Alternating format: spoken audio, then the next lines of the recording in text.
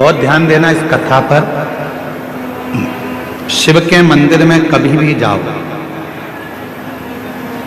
तुम्हारा बेटा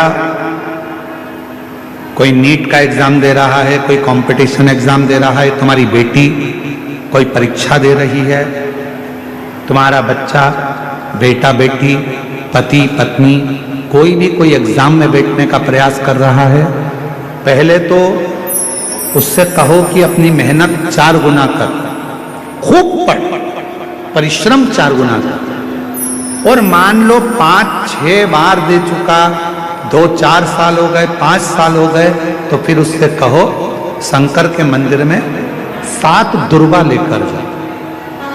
कितनी दुर्वा? यहां क्या बोलते हैं झारखंड में? दुर्वा कि दूब बोलते हैं? दुर्वा। 7 दुर्वा शिव के मंदिर में लेकर गए।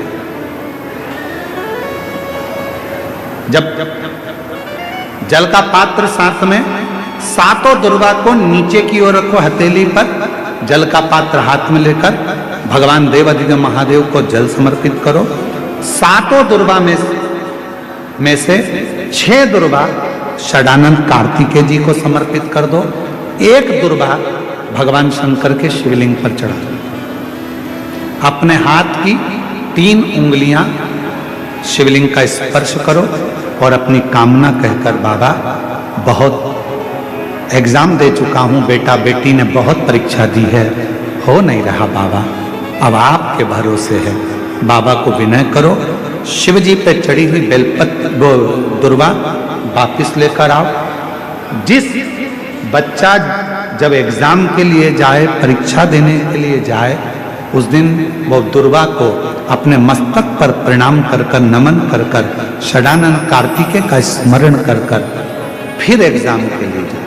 पढ़ाई अच्छी करना, दिल से करना, मेहनत ज्यादा करना, और एक बार ये प्रयोग कर कर देखना, मेरा षडानंद कार्तिकेय सफलता जरूर प्रदान करे। 6 मुख से षडानंद कार्तिकेय जी का जो वर्णन हमारे शिव महापुराण में किया गया है, स्कंद पुराण में किया गया है, षडानंद कार्तिकेय जी फल शीघ्र प्रदान करते हैं, शीघ्र फल। महाराज वर मांगते हैं, वो क्या नहीं दे सकता? दुनिया का ऐसा कोई काम बता दो जो शिव ना करे। कल एक कथा सुनी थी अपने शारदा की। शारदा की कथा में आया था कि शारदा का पति जिस दिन शादी हुई उसी दिन बाहर गया, सर्प ने डस लिया। दिन में शादी हुई, शाम को सर्प ने डसा, और शारदा सुबह दोपहर में शादी हुई, और रात में शारदा शाम को सांप डसने के बाद शारदा विधवा हो गई। विधव्य, इतनी विचित्र कथा होगी। ये स्कंद पुराण की कथा है। हमने कहा था वो कथा को हम लाइव दिखाएं, उसको स्कंद पुराण में उसको अक्षरों को लाइव दिखाएंगे। आप लोग एलईडी पर पढ़िएगा। लाइए स्कंद पुराण, स्कंद पुराण।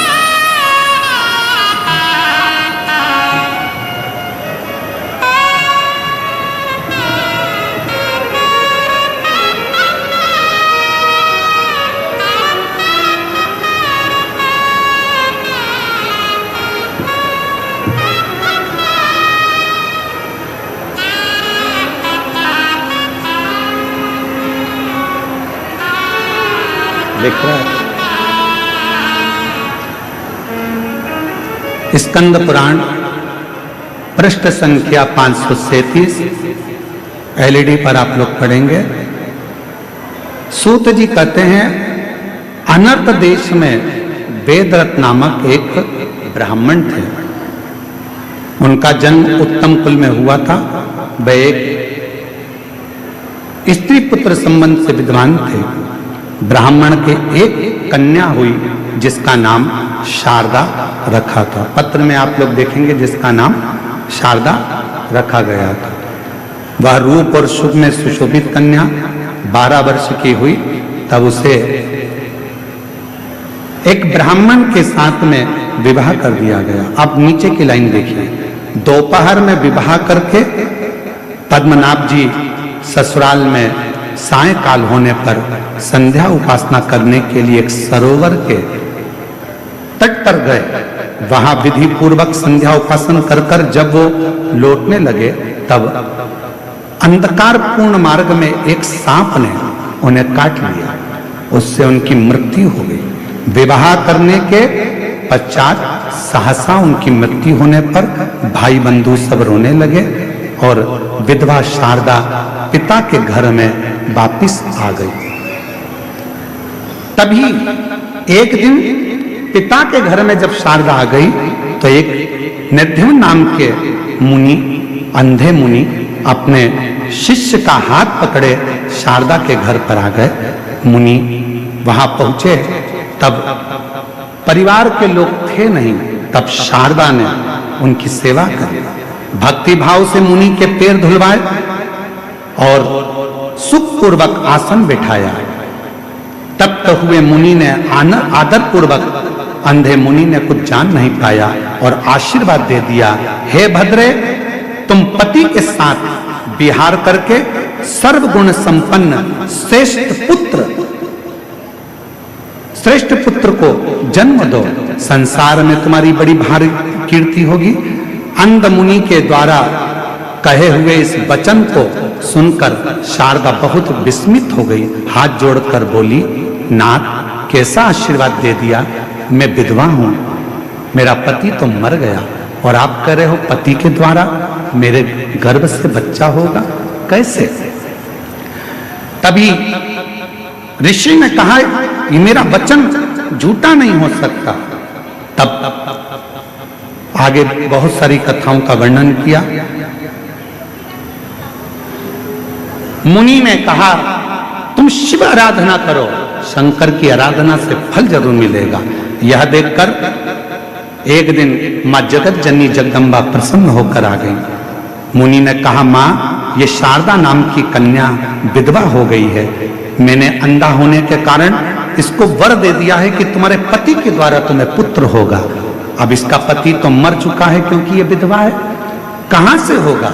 तब मां ने कहा, शिव का भक्त कोई वचन दे देता है तो पूरा शिव को करना पड़ता है। इसकी पत्नी स्वप्न में अपने पति को देखेगी, इसमें लिखा पत्नी स्वप्न में पति को देखेगी और स्वप्न में देखे हुए पूर्व पति को देखना, तब समझ लेना कि तुम्हारा गर्भ ठहर गया। और इस प्रकार कुछ दिन बीतने पर शारदा ने स्वप्न में पति का स्वरूप देख लिया और पार्वती के वरदान से स्वप्न में ही उसका गर्भ ठहर गया। ये शारदा का चरित्र स्कंद पुराण के अंतर्गत इतना सुंदर शारदा का चरित्र कहा गया। लोग पूछते हैं कि ये शिव महापुराण की कथा में ऐसा क्या होता है कि 50 साल की स्त्री को भी बच्चा हो जाता है, 30 साल 40 साल की स्त्री को बच्चा हो जाता है। कहा जिसको डॉक्टर ने मना कर दिया, जिसका रजो धर्म ही नहीं आ रहा, जिसको कैंसर जैसा रोग हो गया, किसी ने कहा किसी का लीवर खराब हो गया, किसी ने कहा किसी की किडनी खराब हो गई, किसी ने कहा किसी के शरीर में ऐसा हो गया और वो ठीक हो गया। उसका कारण क्या है? क्योंकि ये शिव पुराण की कथा सियोर वाला महाराज नहीं कहता, शिव महापुराण की कथा स्वयं देवाधिदेव महादेव कहते हैं। इसलिए ये वचन सिद्ध हो जाता है। लोग कहते हैं बेलपत्री पर शहद लगाकर क्या नौकरी लग सकती है? बेलपत्री पर शहद लगाकर क्या फल प्राप्त हो सकता है? क्या ऐसा सफेद आंकड़े की जड़ में? ये सब शंकर भगवान का अगर आपने विश्वास रखकर कर लिया, शिव उसका वर तुम्हें देते जरूर हैं। विश्वास होगा तो मेरा महादेव, शारदा का तो पति मर गया था, वेदव्य हो गई थी और विधव्य होने के बाद भगवान देवाधिदेव महादेव ने कृपा करी। मुनि ने कहा मेरी आंख नहीं थी, मैंने वर दे दिया, पर मैं शंकर का भक्त हूं और शंकर का भक्त अगर कोई बात बोलता है तो उसका वर पूरा होना चाहिए, शिव को पूरा करना चाहिए। शंकर के भक्त ने कहा है, शिव भक्त ने ये बात कही है तो वचन शंकर को निभाना पड़ेगा। तो शंकर जी ने पार्वती को भेजकर कह दिया, ए शारदा, तू स्वप्न में अपने पति को देखेगी और स्वप्न में पति के साथ रहेगी तो तेरा गर्भ ठहर जाएगा। और वही हुआ। गर्भस्थ। उसके पुत्र का नाम था शारदेय,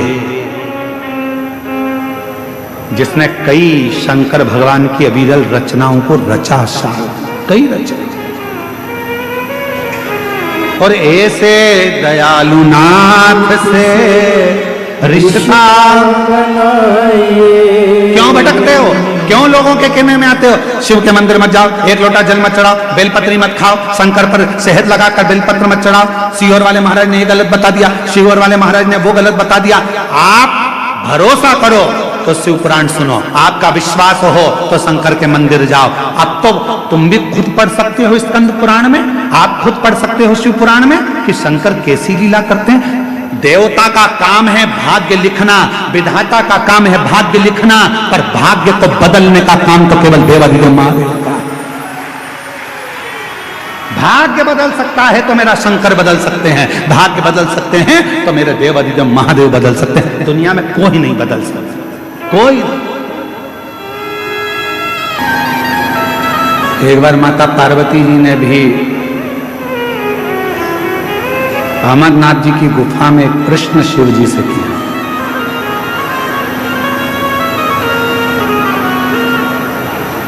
और माता पार्वती जी ने अमरनाथ जी की गुफा में भगवान देवाधिदेव महादेव जी से एक प्रश्न किया। अमरनाथ की गुफा में भगवान शिव जी से एक प्रश्न किया, और वो प्रश्न आपके और हमारे जीवन को सार्थक करने वाला।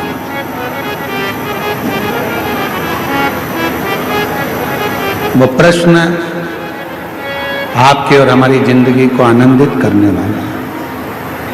शंभु, वो प्रश्न है मां जगत जननी जगदम्बा अम्बा माता पार्वती जी भगवान शिव जी से प्रश्न करती हैं कि भोले बाबा,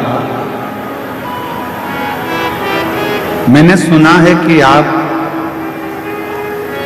संसार के लोगों को नवनिधि देते हैं,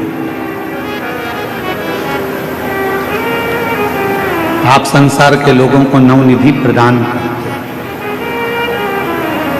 इसलिए हनुमान जी महाराज भगवान शिव का एक अंश स्वरूप है। पवन तनय संकट हरन मंगल मूरति रूप राम लखन सीता सहित हृदय हनुमान जी महाराज भगवान शंकर का एक स्वरूप है।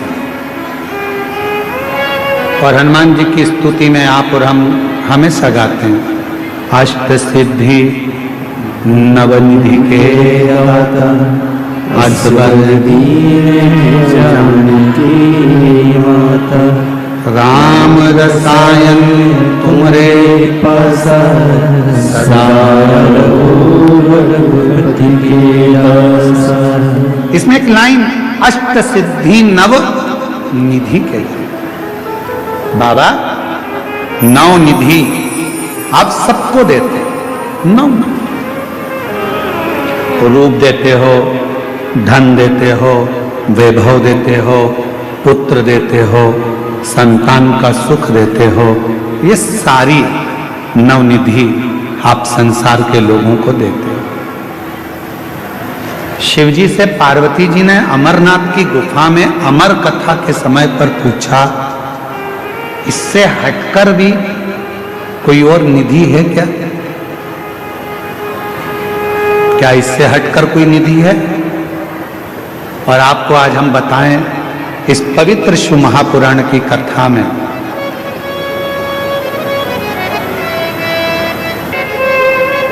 पार्वती जी शिव जी से पूछ रही कि नौ निधि के अलावा, आ जाइए, नौ निधि के अलावा क्या कोई और भी निधि है? क्या और कोई भी निधि विराजती है या और कोई भी निधि है? शिव महापुराण की कथा को हमने जितनी बार भी अध्ययन किया या आपने और हमने सुना पढ़ा, शिव महापुराण की कथा कहती है, तारकासुर के पास में दुनिया का सारा वैभव था, वो मांगने कहीं नहीं गया था। तारकासुर के पास में दुनिया की सारी सत्ता थी, वैभव था, धन था, संपदा थी, वैभव, सत्ता, सब कुछ।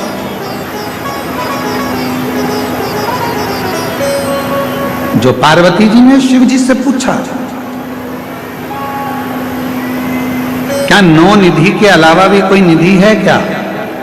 भगवान देवाधिदेव महादेव के मुख से निकल गया, पार्वती एक निधि और है, शायद दुनिया के लोगों को वो नहीं मालूम। लोग कहते हैं अष्ट सिद्धि नव निधि के दाता, असबर दीन जानकी माता, राम रसायन तुमरे पासा, सदा रघुपति के दासा। 9 निधि के अलावा भी कोई निधि है? 9 निधि के अलावा भी कोई निधि है? भगवान देवाधिदेव महादेव ने कहा, पार्वती अमरनाथ जी की इस गुफा में आज मैं तुम्हें अमर कथा सुनाते हुए ये बताना चाहता हूं कि एक निधि और है, एक निधि और। वो कौन सी निधि है? आप कहते हो कि 9 निधि के अलावा एक निधि और है, तो वो निधि कौन सी है? भगवान देवाधिदेव महादेव ने माता पार्वती से कहा, पार्वती वो एक निधि है, मेरी अविरल भक्ति और मुझ पर चढ़ाया गया एक लोटा जल, वो शिव की निधि, शिव भक्ति की निधि, भगवान शंकर की भक्ति की निधि। पार्वती जी ने पूछा कि वो निधि किस काम आती है? 9 निधियां तो काम में आती ही हैं, पर ये जो निधि आप बता रहे हो, आपकी भक्ति की निधि, आपके भजन की निधि, आपके स्मरण की निधि, आपके कीर्तन की निधि, आपके मंत्र जाप की निधि, वो निधि किस काम आती है? भगवान देवाधिदेव महादेव ने कहा, सुनो पार्वती, मैं आपको इस अमरनाथ की गुफा में अमर कथा के साथ में वर्णन करना चाहता हूं। दुनिया के लोग अगर 9 निधि प्राप्त नहीं कर सकते और वो यदि मेरा भजन रूपी निधि मुझ पर एक लोटा जल चढ़ाना प्रारंभ कर दें, मेरा भजन स्मरण करना प्रारंभ कर दें, तो उनके पास में 9 निधियां अपने आप आना प्रारंभ हो जाती है।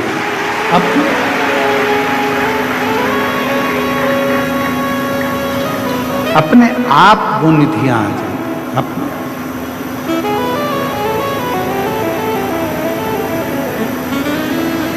कुछ मत करो। कई लोग कहते हैं हमको मंत्र नहीं आता, मत जपो। कोई कहता है हमें तप नहीं आता, मत करो। कोई कहता है हमको साधना नहीं आती, मत करो। कोई कहता है हम उपास नहीं कर सकते क्योंकि हमको शुगर है, मत करो। कोई कहे हम व्रत नहीं कर सकते, हमको शुगर है, बीपी है, मत करो। कौन कहता है कि करो? कुछ नहीं कर सकते, मत करो।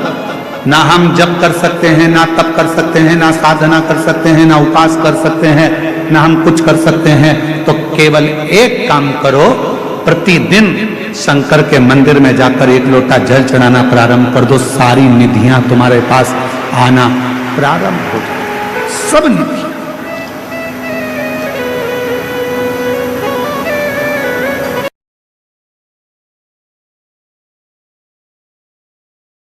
देख लिया संसार अब देख लिया। निधियां, 9 निधि से बड़ी भी एक निधि है, वो परमात्मा की अविरल भक्ति, परमात्मा का भजन, परमात्मा का स्मरण, परमात्मा का मंत्र जाप, श्री शिवाय नमस्तुभ्यम, ये वो निधि है। यह परमात्मा की वो निधि है एक लोटा जल परमात्मा की वो निधि है। श्री शिवाय नमस्तुभ्यम परमात्मा की वो निधि है। पंचाक्षर मंत्र नमः शिवाय परमात्मा की वो निधि है। षडाक्षर मंत्र ओम नमः शिवाय परमात्मा की वो निधि है। कथा के पंडाल में बैठकर शिव महापुराण की कथा को सुनना वो निधि है। जो इन निधि को धारण कर लेता है तो नव निधि उसके पास अपने आप आना प्रारंभ हो जाता है।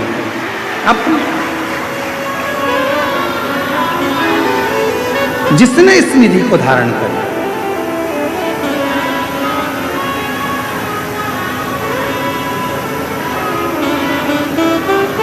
आप उस निधि को धारण करो। शिव का नाम, शिव का मंत्र, शिव का जप नित्य करो। तारकासुर ब्रह्मा जी से वर मांग लिए कि अगर मेरे प्राण छूटें तो मुझे वर दीजिए कि मैं शंकर भगवान के पुत्र के द्वारा मेरे प्राण छूटे, भगवान शंकर के बेटे के द्वारा। क्यों? तारकासुर शिव जी को बहुत मानता था। शंकर जी से उनका कोई बैर नहीं, कोई बैर।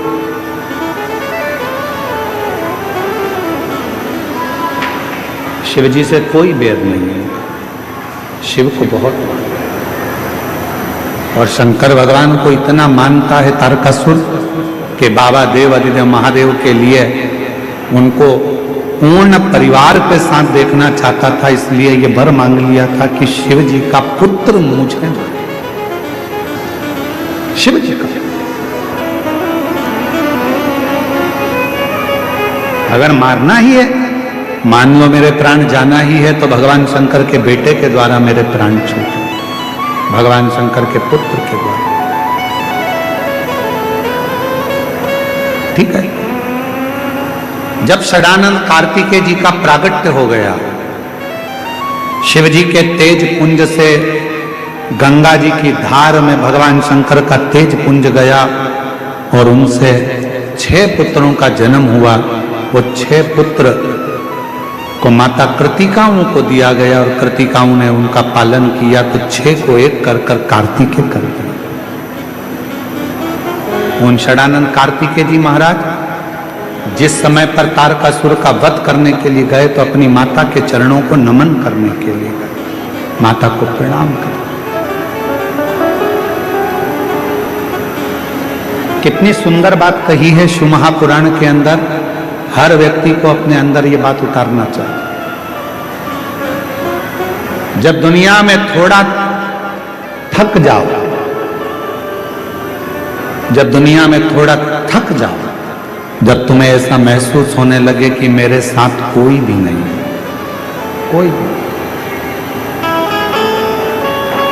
जब दुनिया में थक जाओ और तुम्हें यह महसूस होने लगे कि मेरे साथ कोई भी नहीं है, मैं अकेला पड़ गया हूं, बहुत तकलीफ की जिंदगी जी रहा हूं, बहुत दुख है, बहुत कष्ट है, बहुत तकलीफ का जीवन जी रहा हूं, मेरे साथ कोई भी नहीं, तो शिव महापुराण की कथा कहती है फिर एक काम करो, 3 जगह में से किसी भी एक जगह जाकर बैठना प्रारंभ करो। जब तुम्हें लगे मेरा कोई साथ नहीं दे रहा, मैं बहुत अकेला पड़ गया, बहुत अकेली हूं, हर तरह से हार चुकी हूं, घर तकलीफ, परिवार तकलीफ, कष्ट तकलीफ, सब जगह तकलीफ है और थक चुका हूं। 3 जगह बताई है जहां जाकर अपने मन की बात आप कह सकते हो, उनके पास जाकर बैठ सकते हो। पहले नंबर पर अपने पिता के पास,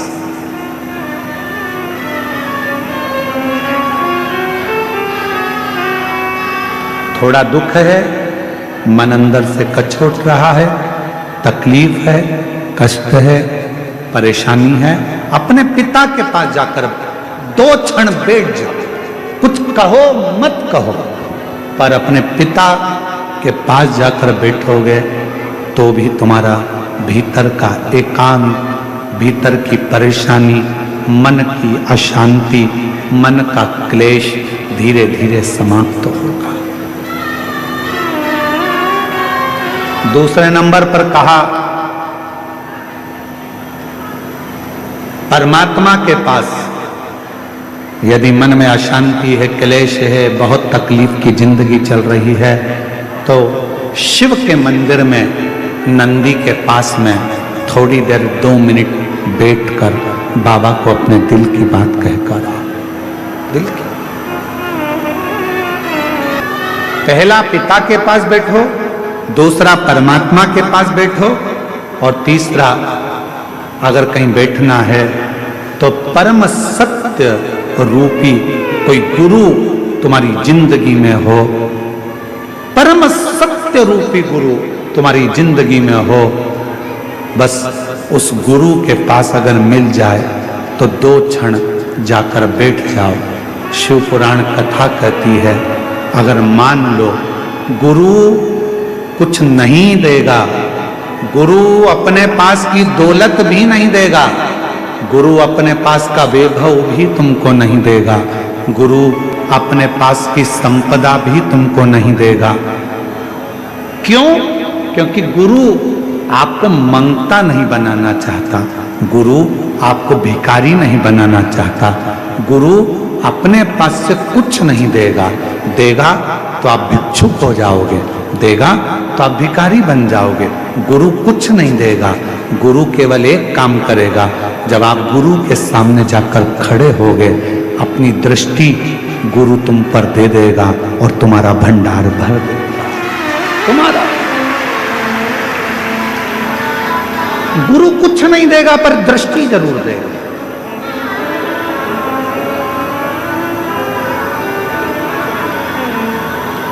और कृपा की ना वो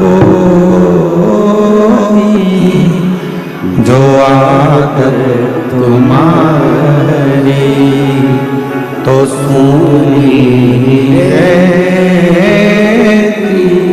अदालत तुम्हारी, गरीबों के दिल में जो जगह तुम न पाते तो किस दिल में होती इबादत तुम्हारी। उसके पास जाकर बैठो, पिता के पास जाओ, परमात्मा के पास जाओ, या परम सत्य रूपी अपने गुरु के पास जाओ। जब जाकर बैठोगे कुछ भी नहीं। हम आपसे कहेंगे कि गंगा पाप धोती है, ये निश्चित है। मां गंगा पापों से मुक्त करती है, ये निश्चित है।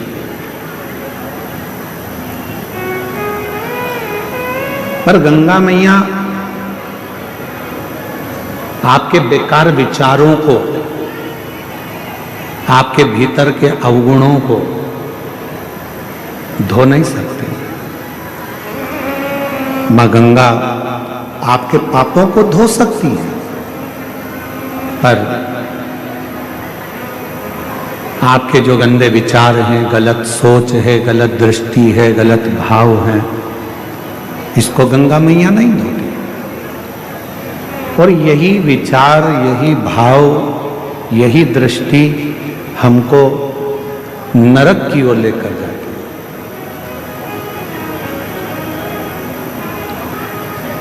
तो फिर हमारे मन के गलत विचारों को, गलत दृष्टि को, गलत भावों को समाप्त कौन करता है? तो शिव महापुराण में यही प्रश्न चंचुला जी ने भी तुमरुका जी से करा था कि हमारे भीतर के विकारों को, हमारे भीतर के गलत विचारों को, हमारी गलत दृष्टि को, हमारे गलत भावों को कौन समाप्त कर सकता? तो भगवान तुमरुका जी ने कहा था, जब कली काल में चारों तरफ हाहाकार मचा रहेगा, कोई गाड़ी जा रही है, एक्सीडेंट हो गया, कोई फ्लाइट उड़ रही है, कहीं एक्सीडेंट हो गया, कहीं ट्रेनों का एक्सीडेंट हो जाता है, कहीं मनुष्य चलते चलते गिर जाता है, कहीं हार्ट अटैक बढ़ रहे हैं, कहीं शुगर बीपी बढ़ रहा है, कहीं बीमारियां, कैंसर जैसे रोग, कहीं टीबी, कहीं किडनी, कहीं लीवर, कहीं थायराइड, ऐसे कई रोग, कोई घुटना, कोई कमर, कोई बुखार, कोई कुछ, कोई कुछ, प्रत्येक मनुष्य जब संसार सागर में दुखी होगा, सारे दुखों से वो ग्रसित होगा, और यदि वो एक बार भी अपनी जिंदगी में शिव महापुराण की कथा को श्रवण कर लेगा तो निश्चित है कि उसके भीतर के विकार, उसके भीतर के जो गलत भाव है, गलत दृष्टि है, गलत विचार है, गलत सोच है, वो सारा की सारा समाप्त होते चले जाएगा।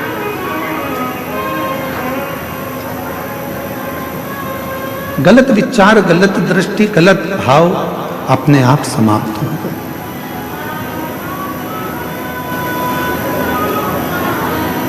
और मैंने तेरे ही भरोसे बाबा, तेरे ही भरोसे हवा बिच उड़ती जाऊंगी बाबा, डोर तो छड़ी ना मैं कटी जाऊंगी। हमारे विचारों को, हमारी बुद्धि को, हमारे चित्त को हमें सुधारना, तो हमें शिव महापुराण की कथा की शरणागति लेना पड़ेगा। आज हमारे साउंड वाले ने बहुत अच्छा साउंड चला रहा है, एक बार जोरदार ताली बजाकर उसका भी स्वागत करें।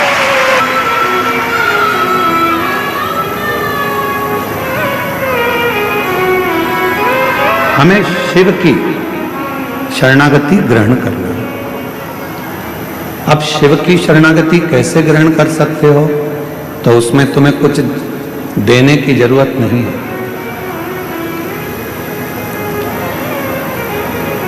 ध्यान देना, जबरदस्ती मार ठोक के माँ बाप भी नहीं बनते।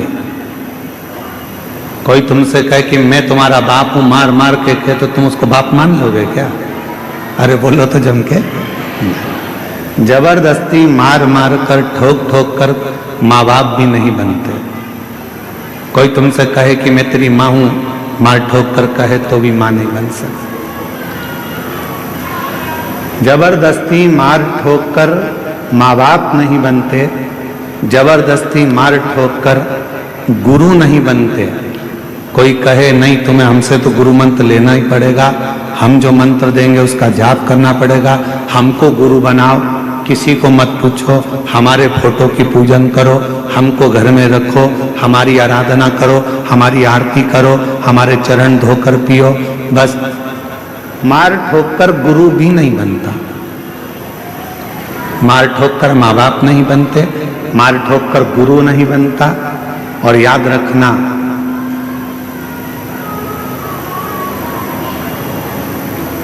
अपनी जिंदगी में कि मार ठोक कर कोई सत्संग में भी जाकर बैठ जाए, शिव महापुराण में जाकर बैठ जाए, तो उस पर सत्संग का असर भी नहीं होता।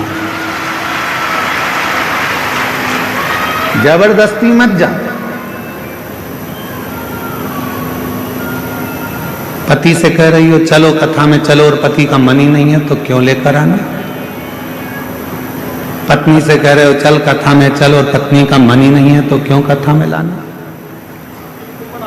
बेटे का मन ही नहीं है कथा में जाने का, और बेटे पर जबरदस्ती कर रही हो तुझे तो कथा में चलना ही पड़ेगा। मन नहीं मतलब, बेटी से जबरदस्ती कर दी, नहीं तुझे तो चलना ही पड़ेगा, कथा में तो आना ही पड़ेगा। नहीं,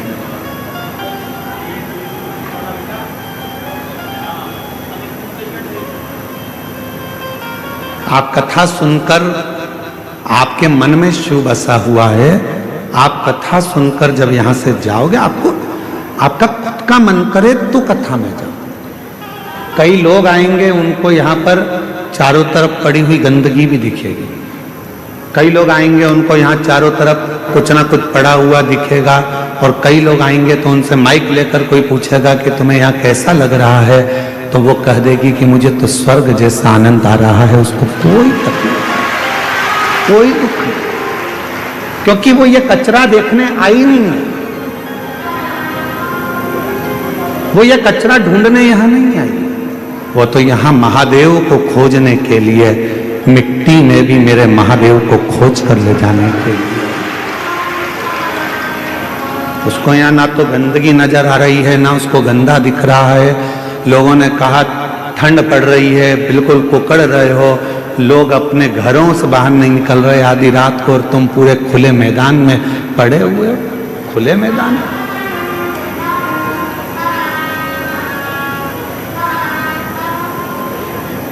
उसे शिव से मतलब, उसे शंकर से मतलब, उसे किसी और से मतलब है ही नहीं।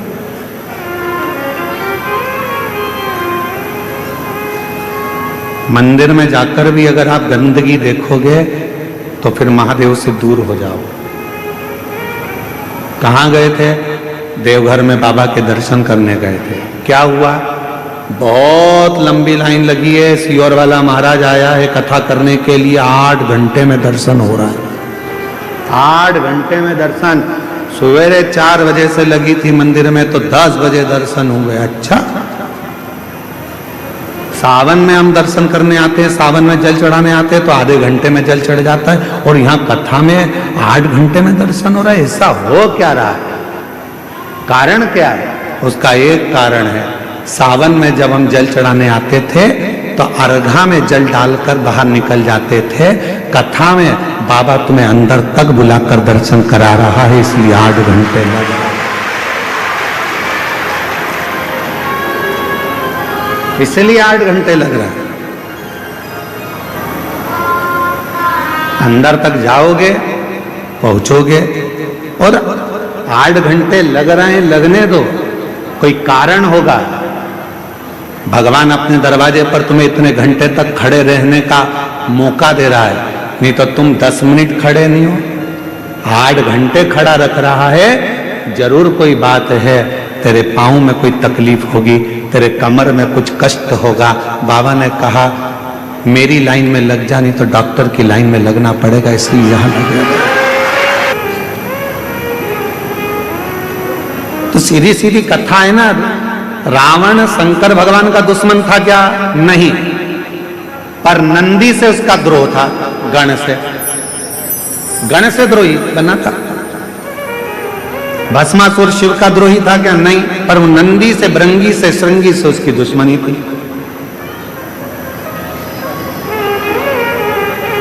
चलो, अभी तक हमने एक भी उपाय ऐसा नहीं बताया तुमको बदला लेने का।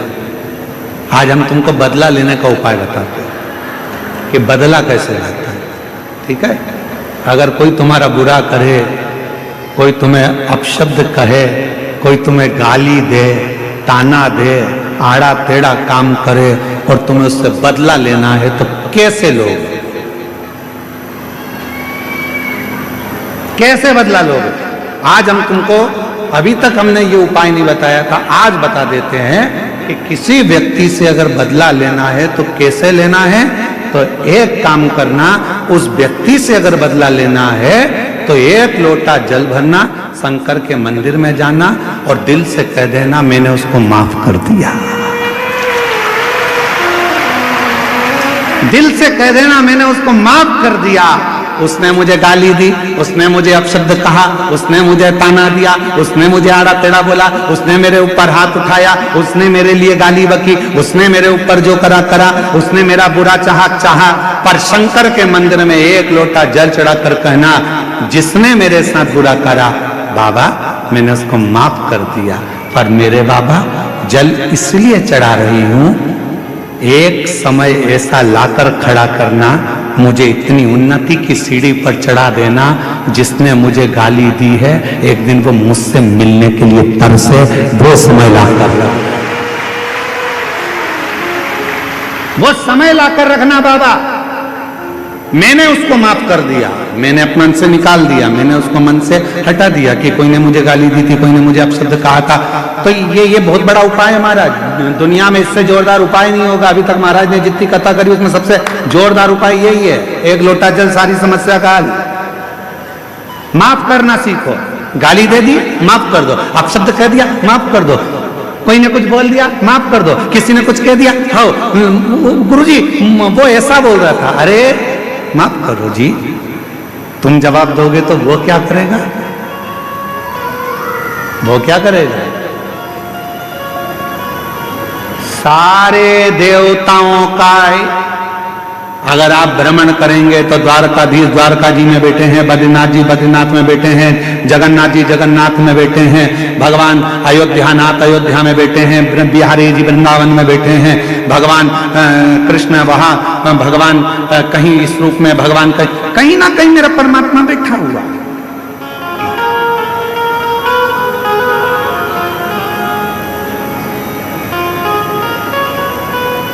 भगवान को बिठाने के लिए मंदिर की जरूरत होती है, पर महादेव को बिठाने के लिए मंदिर नहीं, दिल की जरूरत होती है। वो जहां दिल पड़ता है वहां बिठाओ, जहां शिव कथा कर। हमें बदला नहीं लेना है, हमें माफ करना सीखना है, माफ करना सीखना। स्वयं को ठीक करो, स्वयं को बदलो, शिव का नाम लेकर अपनी मेहनत को 4 गुना बढ़ाने का प्रयास करो। फिर देखो, जो तुम्हारे को गाली देते थे, अपशब्द कहते थे, ताना देते थे, वो तुम्हारे सामने हाथ जोड़कर खड़े मिलेंगे। जो अपशब्द कहते हैं, जो ताना देते हैं, वो भी तुम्हारे दरवाजे पर खड़े मिलेंगे। और ऐसे दयालु नाथ से रिश्ता बनाए, ऐसे दयालु नाथ से रिश्ता बनाए, मिलता रहेगा आपको जो कुछ भी चाहिए,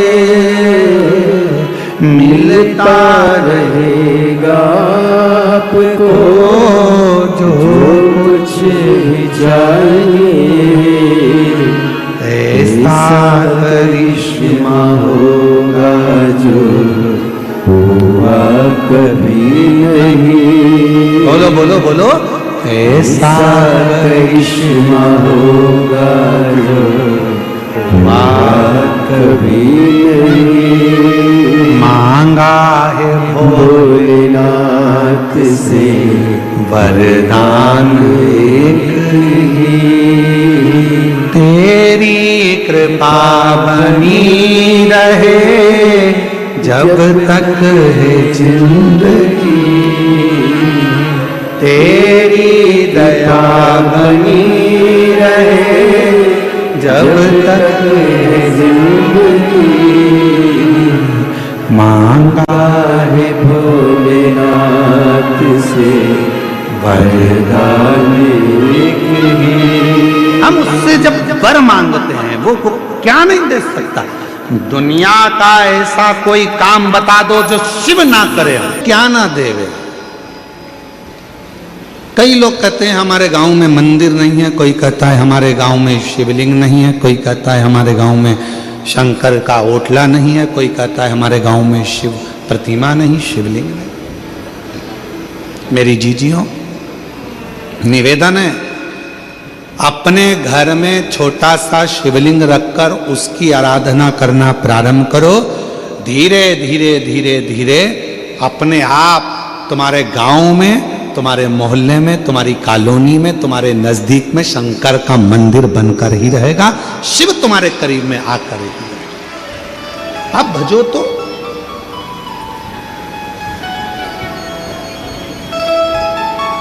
आप स्मरण करो तो।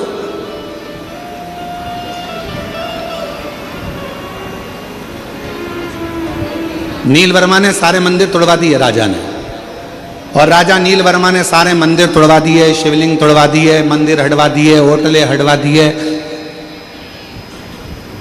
हर्षपत्नी पद्मावती एक कुंड के पास बैठ गई, मिट्टी का पार्थिव शिवलिंग का निर्माण कर रही है। पार्थिव शिवलिंग का निर्माण, और पार्थिव शिवलिंग का निर्माण करते करते करते करते वो आराधना में जो डूबी, साधना में डूबी, जो साधना में डूब गई, इतने में आ गया राजा नीलवर्मा। जैसे ही राजा नीलवर्मा आए, उन्होंने देखा कि ये पद्मावती तो वापिस शिव की आराधना में लग गई। अब शिवलिंग नहीं है, शिव प्रतिमा नहीं है, मंदिर नहीं है, ओटले नहीं है, शंकर का कहीं शिवलिंग नहीं है, तो इसने तो पार्थिव लिंग का निर्माण करना प्रारंभ कर दिया। पार्थिव लिंग का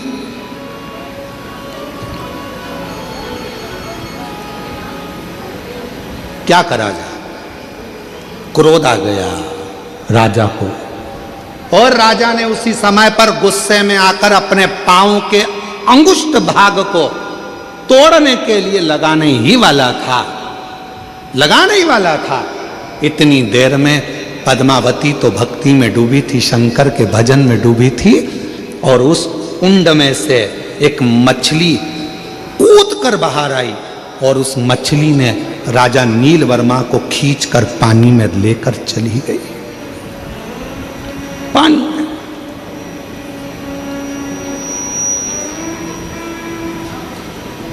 जैसे ही वो मछली अंदर लेकर गई, राजा का शरीर एक डुबकी लगाकर वापस बाहर आया, तो शरीर था तो ठीक, पर जब राजा अपने घर पर गया तो शरीर कंपायमान होने लगा, कंपित होने लगा, शरीर में कंपन उत्पन्न होने लगा। राजा सही से खड़े भी नहीं हो सकता था, राजा बैठ भी नहीं पा रहा था, चल नहीं पा रहा था। पूरे नगर में सूचना हो गई कि राजा ने शंकर भगवान का ऐसा अपमान करा है, शिव का ऐसा अपमान करा है कि राजा का शरीर अब कंपायमान हो रहा है, राजा का शरीर श्रेष्ठ नहीं है। मेरी जीजियों, मेरे जीजाओं, मेरी बेटियों, मेरे बेटाओं, मेरे बुजुर्ग माँ बाप, एक बात को याद रखना, बन सके तो जिंदगी में थोड़ा अच्छा करने का प्रयास करो। कोई मंदिर का निर्माण हो रहा है, उसमें हाथ बढ़ाकर काम करने का प्रयास करो। अपने यहाँ कोई अच्छा कार्य हो रहा है, उसमें थोड़ा सा आगे बढ़कर सहयोग करने का प्रयास करो। अपने गांव में कथा हो रही है तो उसमें हाथ बढ़ाकर आगे बढ़ाने का प्रयास करो कि हमारे नगर में, हमारे गांव में, हमारे क्षेत्र में कथा हो रही है, कम से कम शिव ने कृपा तो करी, जो यहाँ कथा हो रही है थोड़ा आगे बढ़कर उसमें प्रयास करो कि भगवान ने अगर तन अच्छा दिया है उसको लगाओ, मन अच्छा दिया है उसको लगाओ, धन अच्छा दिया है उसमें से एक पंखड़ी कथा में लगाने का प्रयास करो, मंदिर में लगाने का प्रयास करो। और अगर ये भी नहीं कर सकते हो तो कम से कम वहां जाकर प्रेम से उसकी आनंदता कर दो कि बहुत अच्छा काम कर रहे हो, बहुत बढ़िया काम कर रहे हो। पर इतना याद रखना, हाथ बढ़ाना, पर कोई धार्मिक आयोजन हो रहा हो तो उसमें अपनी टांग मत अड़ाना।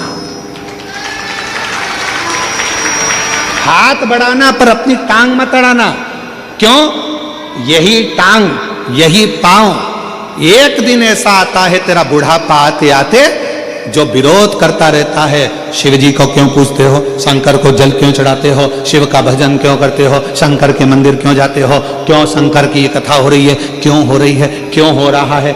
जो व्यक्ति ज्यादा टांग अड़ाता है, एक दिन वो व्यक्ति बुढ़ापा आते आते अपने पांव पर भी खड़ा नहीं रह पाता है, ऐसी बीमारी में ग्रसित हो जाता है कि ना हाथ हिल पाता है, ना पांव हिल पाता है। फिर प्रार्थना करता है लोग तेल की मालिश करें, शरीर को घिसें, डॉक्टरों के पास जाएं, फिर थेरेपी कराएं, शरीर काम नहीं कर रहा। क्यों?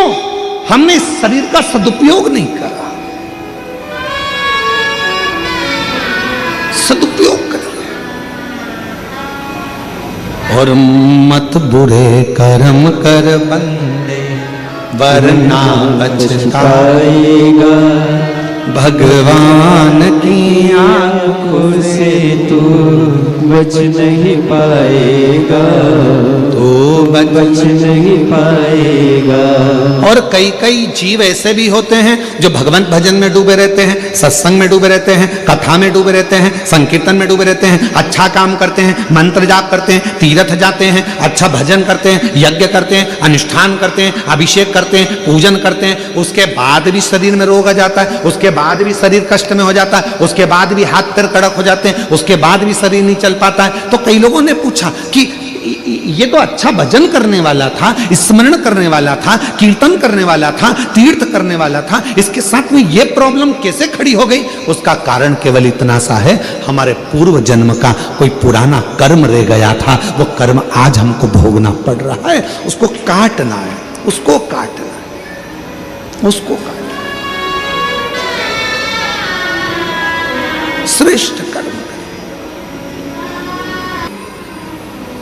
आज धीरे धीरे चलकर राजा नील वर्मा हर्ष पत्नी पद्मावती के पास पहुंच गए।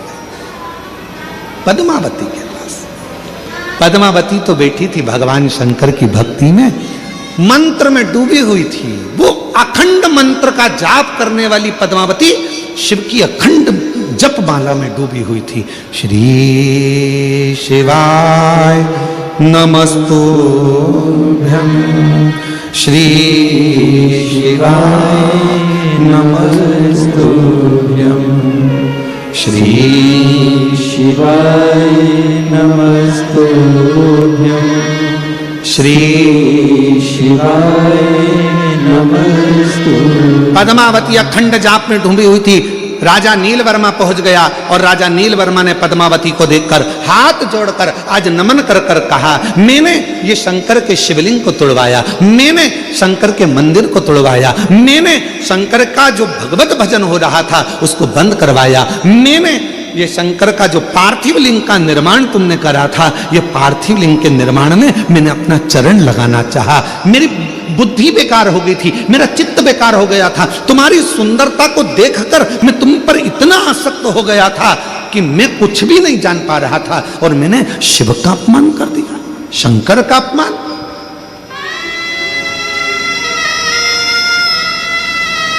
विनाश काले क्या बोलते हैं? विपरीत बुद्धि। विनाश काले विपरीत बुद्धि।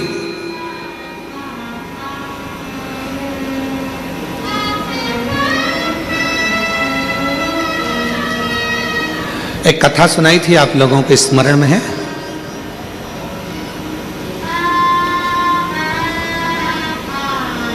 आप सब लोग कौशल प्रदेश के रहने वाले हो, राम जी के ननिहाल के हो। माता कौशल्या की एक कथा सुनाई थी पहले टीवी पर, आप लोगों में से कई लोगों ने सुनी होगी। लंका ने जो हरण, रावण ने जो हरण करा था वो कथा। मां कौशल्या, माता कौशल्या शिव जी की परम आराधना करती थी, भगवान शंकर की परम भक्त थी। और लंका के राजा रावण ने एक बार सारे ग्रहों को एकाग्रित कर कर पूछ लिया था, बताओ ग्रह मेरी मृत्यु कैसे होगी? किसी ग्रह ने जो बताता था, राजा उस लंका का राजा रावण उस ग्रह को बंदी बना लेता था, फिर भी रहा नहीं गया। पूछा तो एक ग्रह ने कह दिया कि तुम्हारी मृत्यु का कारण कौशल राज की लड़की कौशल्या, कौशल्या माता के गर्भ से एक बेटा जन्म लेगा, भगवान श्री राम, वो तुम्हारी मृत्यु का कारण बनेंगे। तो रावण के हृदय में ये बात खल गई और उसने माता कौशल्या जी को उसी समय पर जाकर कौशल राज की नगरी में, इसी छत्तीसगढ़ की पवित्र धरा पर आकर लंका के राजा रावण ने कहा कौशल राज से कि आप एक निवेदन स्वीकार करो, कौशल्या जी को मुझे दे दो, विवाह मेरे साथ करो। नहीं, नहीं,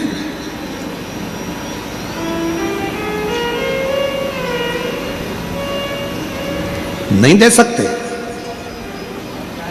कौशल राज ने मना कर दिया, मेरी बेटी शिव को मानती है, मेरी बेटी सुंदर है, अगर मेरी बेटी चाहे तो आपसे विवाह करे, मेरी बेटी आती होगी, आप उससे पूछ लो।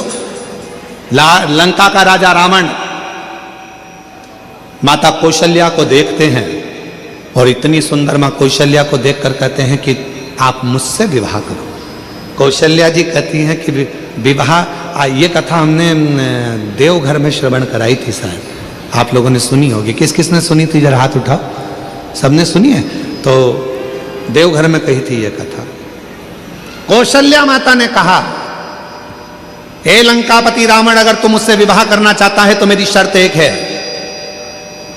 तेरी लंका में शंकर का शिवलिंग पहुंच जाएगा तो मैं तुझसे विवाह करूंगा। रावण गया शिवलिंग लेने, शंकर जी के पास जाकर शिवलिंग मांगा, लेकर जाने लगा। पर मां पार्वती जी नहीं चाहती थी कि ये शिवलिंग पहुंचे। भार उत्पन्न हो गया उस शिवलिंग में। लंका के राजा रावण ने पृथ्वी पर रख दिया। वो शिवलिंग लंका तक नहीं पहुंचा, देवघर में बाबा बैद्यनाथ जी के रूप में पूजित हो गया। पूजित नहीं गया।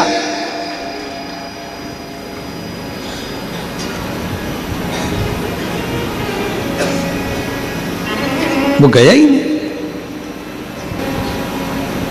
एक बेजूग वाले के हाथ में, कौन था बेजूग वाला? स्वयं गणेश जी महाराज,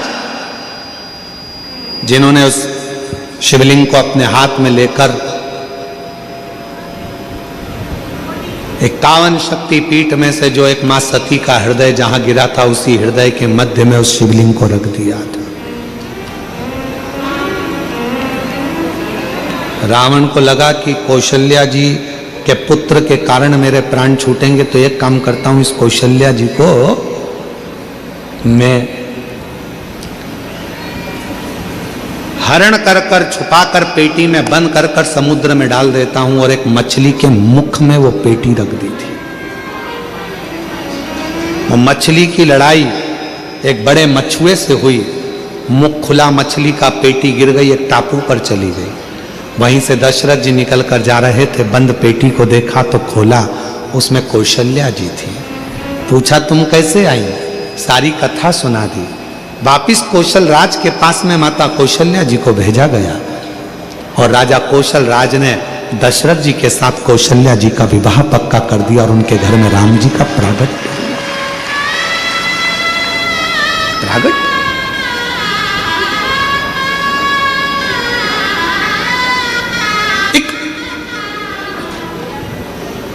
हर्ष पत्नी पद्मावती के पास में राजा जाकर कहता है, राजा नीलवर्मा कहता है, अरे तुम इतनी सुंदर थी कि तुम्हारी सुंदरता के चक्कर में मैंने शिव का अपमान कर दिया। सुंदरता के और विनाश काले विपरीत बुद्धि, विनाश काले विपरीत बुद्धि। जब समय पलटी मारता है तो बुद्धि भी अपने आप विपरीत होती चली जाती है।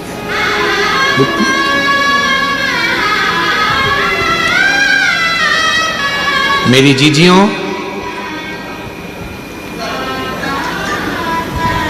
बुराई किसकी होती है संसार में? जम के बोलो। जो बहुत अच्छा होता है। तुम बहुत अच्छी हो, इसलिए तुम्हारी बुराई तुम्हारे घर में भी होगी और मोहल्ले में भी होगी। तुम बहुत अच्छे हो तो तुम्हारी बुराई ऑफिस में भी होगी, दुकान पर भी होगी, व्यापार में भी होगी। बुराई किसकी होती है? जो अच्छा होता है। अच्छे में से ही बुरा ढूंढा जाता है। बुरे में से कभी कोई बुरा ढूंढता है क्या? अरे बोलो तो जम के नहीं। बुराई जिसके अंदर भरी होगी उसमें से कोई बुराई नहीं ढूंढेगा। तुम कभी भी देखना, बहुत सारे ऐसे पियक्कड़ नशेले रोड के किनारे पड़े रहते हैं। कोई उनके घर में जाके सूचना करता है कि तुम्हारा पति पी के पड़ा है, तुम्हारा बेटा पीकर पड़ा है, मदिरा का पान कर लिया, नशे में पड़ा है? कोई नहीं कहता। सबको मालूम है पीता है, बहुत पीता है, बहुत बेकार है, बहुत गंदा है। कौन जाकर कहेगा? पर कोई अच्छा व्यक्ति, बहुत अच्छा व्यक्ति जब कोई गंदा काम करता है, गलत काम करता है, तो लोग फिर बुराई करना प्रारंभ करते हैं। अच्छे व्यक्ति की बुराई होती है, कभी बुरे व्यक्ति की बुराई नहीं होती, क्योंकि बुरा तो पहले से बुरा, उसमें क्या खाक बुराई ढूंढेगा वो?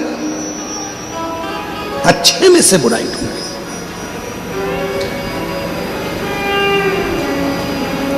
तुम्हारी देवरानी अगर तुम्हारी बुराई करे तो समझ लेना तुम बहुत अच्छी हो।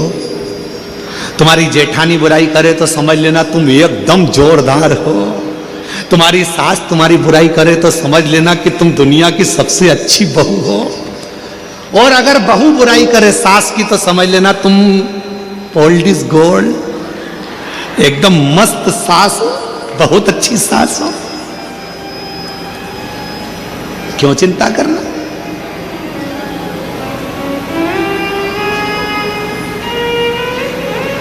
क्यों विचार करते महाराज?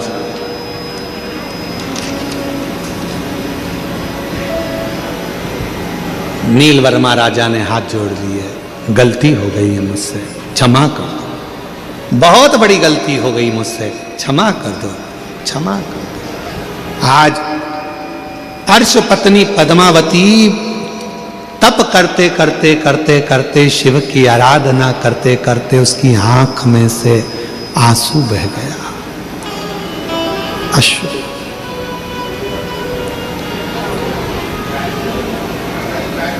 और महादेव तुम्हारे चरणों में मैं तुम्हें मनाने आया,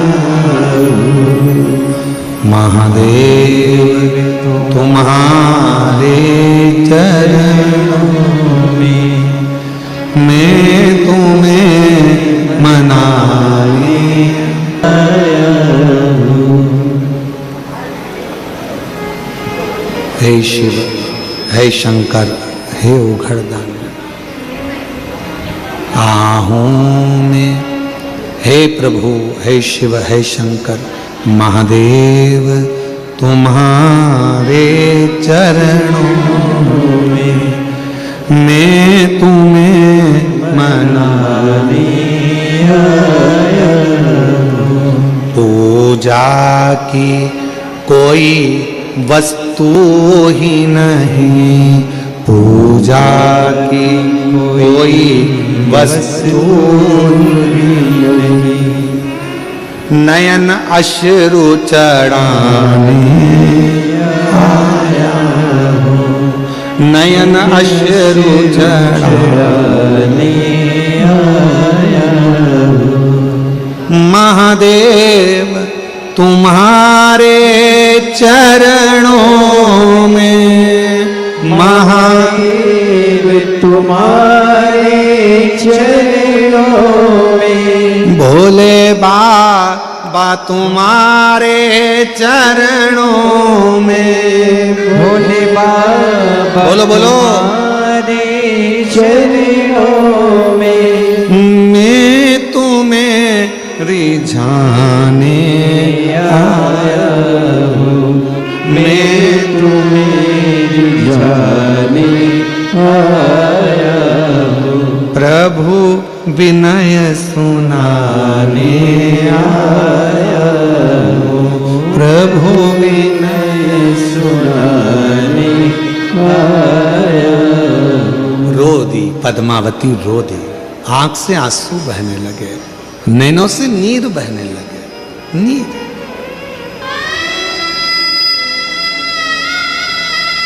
कल वो माता जो जिनके वो खेत में आग लगी थी और वो आग बुझ गई थी, उसकी आंख में आंसू थे। हमने कहा माइक में बोलो ना तुम्हारा गांव का नाम। मैं कैसे बोलूंगी, मैं नहीं बोलूंगी, इतनी सरलता थी। जिस यूट्यूबर ने वो डाला था वो भिलाई टाइम्स वाले ने डाला था उसको। एक बार जोरदार ताली बजाओ उनके लिए, बहुत पसंद। अगर आए हो कोई उनका जो भी भिलाई टाइम्स से जिसने उस माता के लिए डाला था, उसका नाम था गौरव यादव, उसने भी उसको कैच करा था। उसके अगर कहीं बैठे हो, अगर वो यूट्यूबर यहाँ आए हो तो वो आ सकते हैं, हमारी तरफ से उनको आमंत्रण है। भिलाई टाइम्स वाले ने वो माता का वीडियो उन्होंने डाला। साधुता है उनको, साधु।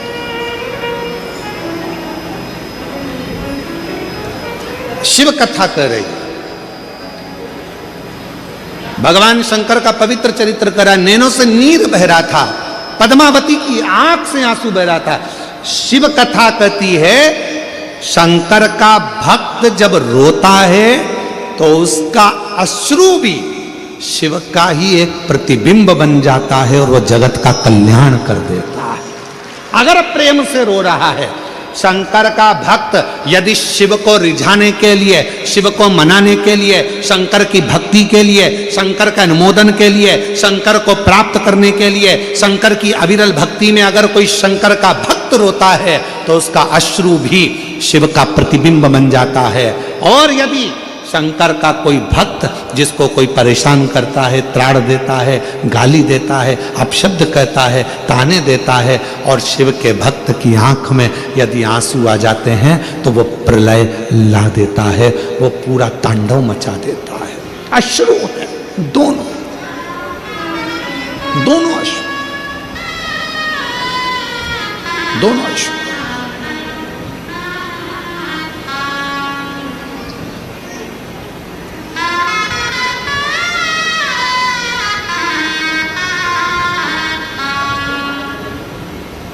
महाराज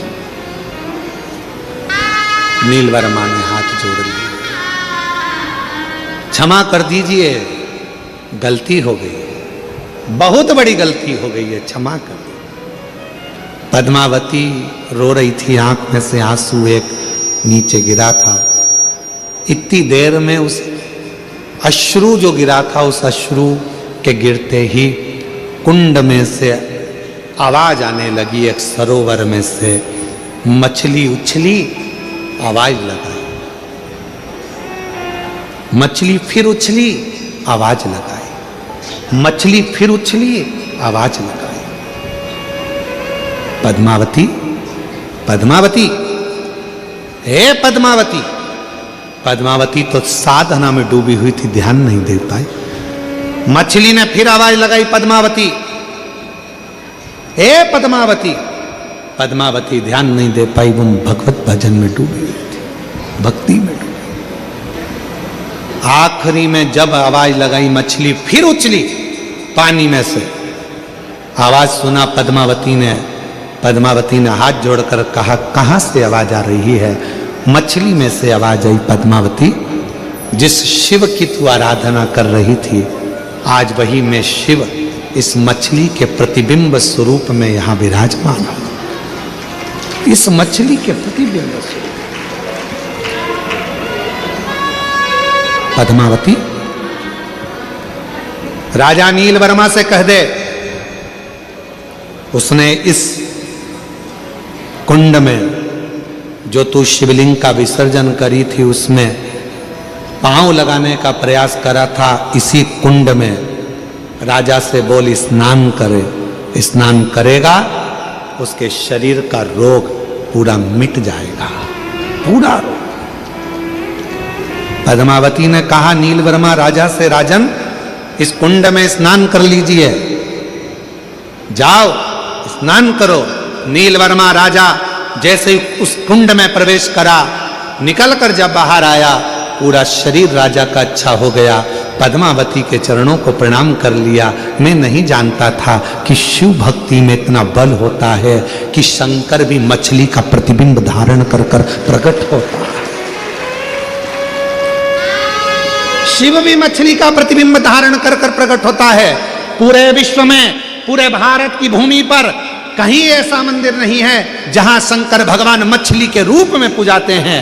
तमिलनाडु में, दक्षिण में आज भी शंकर का एक ऐसा मंदिर है जहां शंकर के शिवलिंग की जगह पर एक मछली की मूर्ति रखाती है और जिसको पूरे लोग शिव मानकर पूजन करते हैं। जहां वो कुंड विराजमान है, जिस कुंड में स्नान करने के बाद काया का रोग समाप्त हो जाता है। आज भी तमिलनाडु में वो मंदिर है, आज भी विराजमान। शिव, पशु के शिव, पक्षी के शिव, सबके शिव है, सबके है।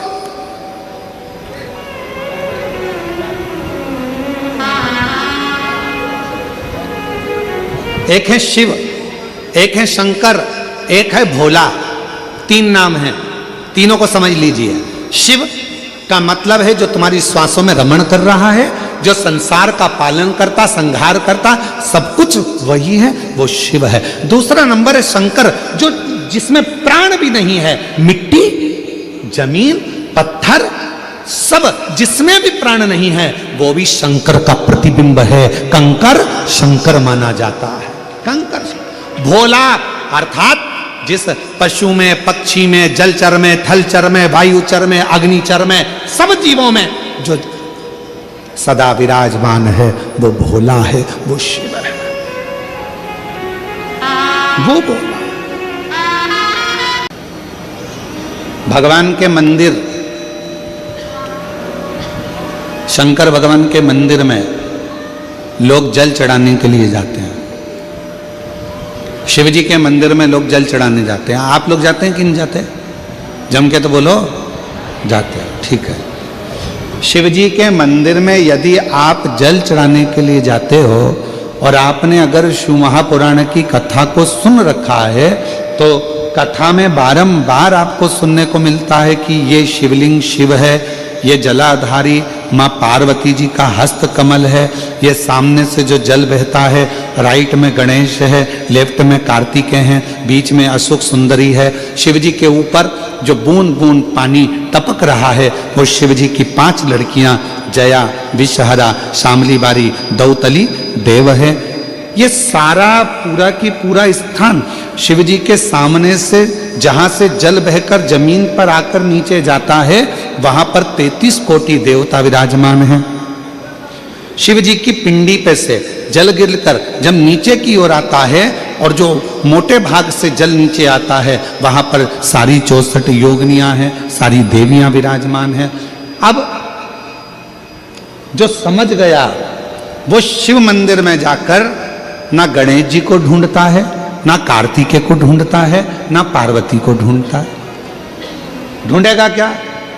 जम के बोलो जरा। नहीं, ना वो कार्तिकेय को ढूंढ रहा है, ना वो श्री गणेश जी को ढूंढ रहा है, ना वो पार्वती को ढूंढ रहा है। अब जिसके दिल में ही शिव नहीं बसा है, जो भगवान शंकर को जान ही नहीं पाया, वो मंदिर में जाकर क्या करता है? एक लोटा पानी लेगा, शंकर जी पे भी चढ़ा देगा, उसी पानी में से गणेश जी को भी चढ़ा देगा, उसी पानी में से पार्वती जी को भी चढ़ा देगा, उसी पानी में से कार्तिकेय जी को भी चढ़ा देगा। अरे भैया, अगर शिव महापुराण की कथा सुनी है तो शंकर की कथा में आता है जहां शिवलिंग है, जहां शंकर विराजमान है, वहां जल पूर्ण समर्पित कर दो, सारे देवताओं में अपने आप पहुंच जाता है। उसको देना नहीं पड़ता, उसको पहुंचाना नहीं पड़ता। और ये गलती बहुत सारे लोग करते हैं। आप लोगों से निवेदन है, शिव जी के मंदिर में अगर जल चढ़ाने जाना है आपको तो पार्वती मैया को अलग से जल नहीं चढ़ाना, कार्तिकेय जी को अलग से जल नहीं चढ़ाना, गणेश जी को अलग से जल नहीं चढ़ाना। किसी भी मूर्ति पर शिव को जल चढ़ाने जाओ तो अलग से किसी मूर्ति पर जल मत चढ़ाओ, ना पार्वती जी को, ना गणेश जी को, ना कार्तिकेय जी को। अगर जल चढ़ाना है तो केवल देव अधिदेव महादेव पर चढ़ाओ, वो जल सारे देवताओं तक अपने आप पहुंच जाएगा, उसको पहुंचाने की जरूरत नहीं है। चलो और सरल भाषा में समझ लो। तुम्हारे घर में तुलसी का पौधा है? हाथ उठाओ जरा, किस किस के यहाँ? सब लोग रख लो, अब ठीक है, रखो। तुलसी के पौधे में पानी कौन कौन देता है? सब देते हो, ठीक है।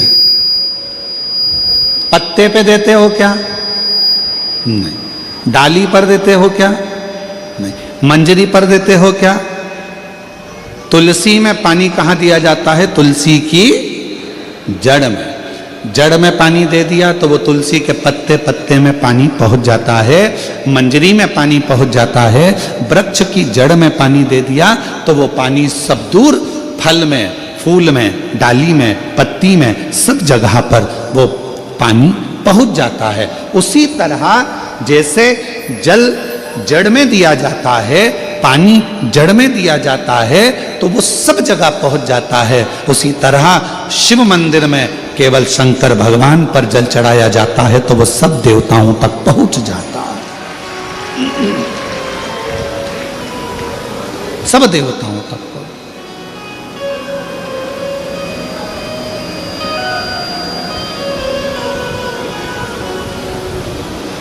और शंभु शरणे पड़ी मांगू घड़ी रे घड़ी दुख काटो दया करी दर्शन आपो शंभु शरणे पड़ी मांगो घड़ी रे घड़ी दुख काटो दया करी दर्शन आपो शंभु शरणे पड़ी मांगो घड़ी रे घड़ी दुख काटो दया करी दर्शन आपो। आपको अलग से जल देने की जरूरत नहीं है, पत्ते पर अलग से पानी डालने की जरूरत नहीं है, डाली में अलग से जल देने की जरूरत नहीं है। केवल जड़ में पानी दीजिए, फूल में, पत्ती में, फल में, सब जगह पर वो पानी पहुंच जाता है। उसी तरह अगर जल देना है तो शंकर जी के मंदिर में कभी भी जाओ, ना पार्वती जी को पानी चढ़ाना, ना गणेश जी को पानी चढ़ाना, ना कार्तिकेय जी को पानी चढ़ाना। अगर लोटा भर के जल चढ़ाना है तो किस पे? महादेव पर चढ़ाना, शिव।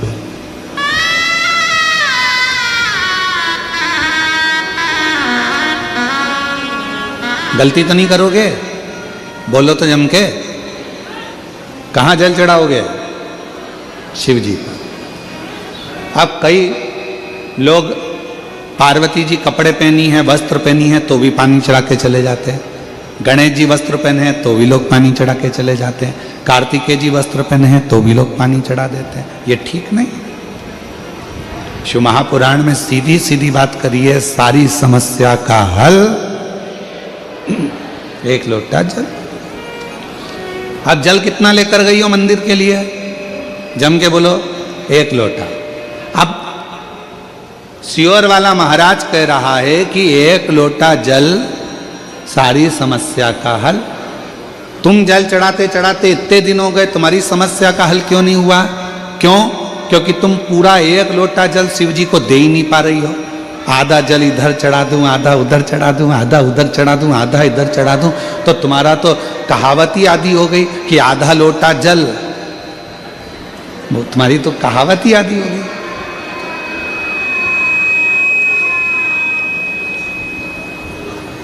पूरा एक लोटा चढ़ा? अरे बोलो तो जम के। नहीं चढ़ा, नहीं चढ़ा।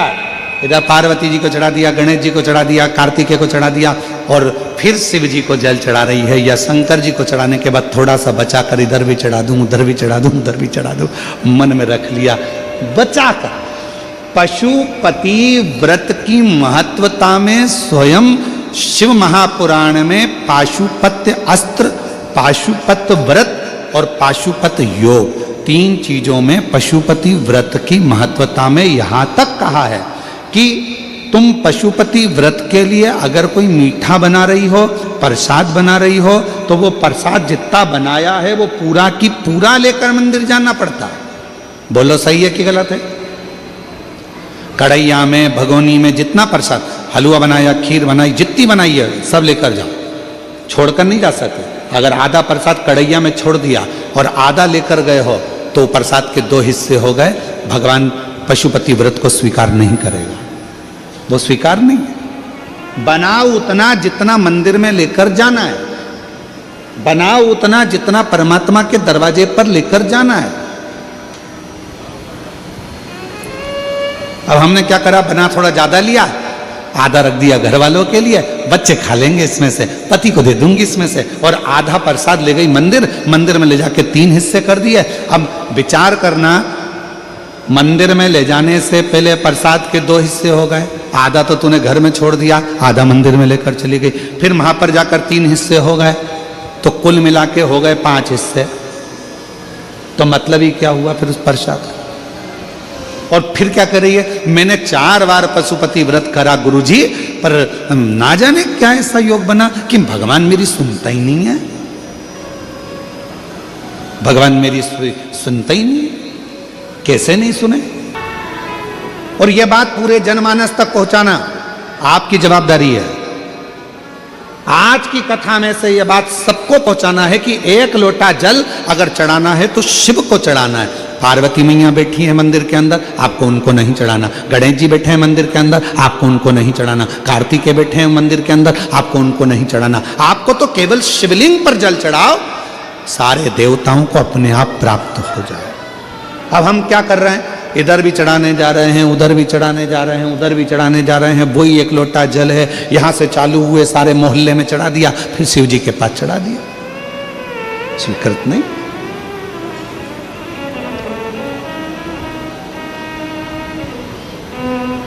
आडंबर में नहीं पड़ना, ढोंग ढकोसले में नहीं जाना, किसी भी आडंबर में जाने की जरूरत नहीं है। 1 लोटा जल, जम के बोलो, सारी समस्या का। अब तुम जो आधा अधूरा चढ़ा रही उसका क्या करें, उसका करें क्या? तुम बताओ उसका हिसाब क्या, कैसे लगाया जाए? और ईमानदारी से बोलना, दिल पे हाथ रख के गलती तो करी है, पता आज तुम चुपचाप बैठे हो, चुप बैठे हो, जरूर कोई बात है। चुप बैठे हो मतलब जरूर, हाँ महाराज जी गलती करी, हम गए मंदिर में, हमने यहाँ भी चढ़ाया, वहाँ भी चढ़ाया, वहाँ भी चढ़ाया, शिव जी को चढ़ाया। लोटा एक ही था, पानी भी एक ही लोटा था, पर उसमें से हम सब दूर चढ़ा दिए, गलती। और हम कह रहे हैं बाबा सुन नहीं रहा, बाबा सुन नहीं रहा। अरे ध्यान रखो, पति पत्नी से फोन पर जब बात करता है और पत्नी अगर कहीं पर भी अपनी मन को लगा कर रखती है, या पति अपने मन को यहां वहां दुकान पर लगा कर रखता है, तो पत्नी बात करते करते भी फोन पर कह देती तुम्हारा दिमाग ठिकाने है? बोलो बोलो, सही है कि गलत है? पत्नी फोन पे बात कर रही है माँ कैसे, और पति बात कर रहा है, और वो दुकान पर तुम बैठे थे और तुम्हारा ध्यान ग्राहक में भी है, काम में भी है, इसमें भी है, उसमें भी है, लैपटॉप पर लगा है, पत्नी फोन पे बात कर रही, तो आखिरी में पत्नी कह देती है मैं रात को बात कर लूंगी, तुम्हें जो काम करना है कर लो, मैं जानती हूँ तुम्हारे पास बात करने की फुर्सत नहीं है मेरे लिए, मैं जानती हूँ तुम्हारा दिल नहीं है मेरे से बात करने का, तुम्हारा मन नहीं है मेरे बात करने का। बोलो ईमानदारी से, लड़ाई होती कि नहीं होती? झगड़ा होता है कि नहीं होता? इसी बात पे झगड़ा होता है कि कम से कम मेरे से 10 मिनट बात कर रहे हो, दिन भर बात नहीं कर रहे हो, 15 मिनट भी बात नहीं कर रहे हो, कम से कम 5 मिनट बात कर रहे हो, तो कम से कम मेरे होकर तो बात करो। मेरे से बात करना है तो जितनी देर मुझसे बात कर रहे हो मेरे तो हो जाओ। उसी तरह अगर तुम 1 लोटा जल लेकर जा रहे हो तो सबके क्यों हो रहे हो? एक के तो हो जाओ, और एक के हो गए तो सबके हो गए।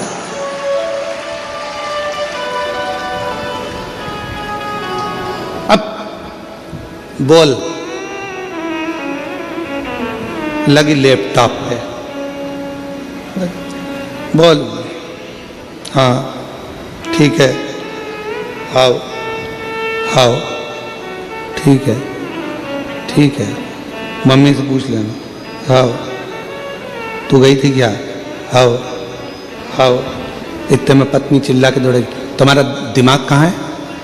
लगे होगे काम में, ग्राहक आ गया होगा, लैपटॉप पे लगे हो गए। बात करते से ही समझ में आ जाता है कि पति ठीक बात नहीं कर रहा, बात करते से ही समझ में आ जाता है कि पत्नी ठीक तरह से बात नहीं कर रही, बात करते से ही समझ में आ जाता है कि जिससे तुम बात कर रहे हो उस बात का जवाब उत्तम नहीं दे रहा। मतलब कहीं पे निगाह है, कहीं पे निशान, दिमाग ठिकाने नहीं, बात से समझ में आ जाता। अब मेरे भोले बाबा को क्या चाहिए तुमसे? मेरे शंकर भगवान ने तुमसे करोड़ों का धन तो नहीं मांगा।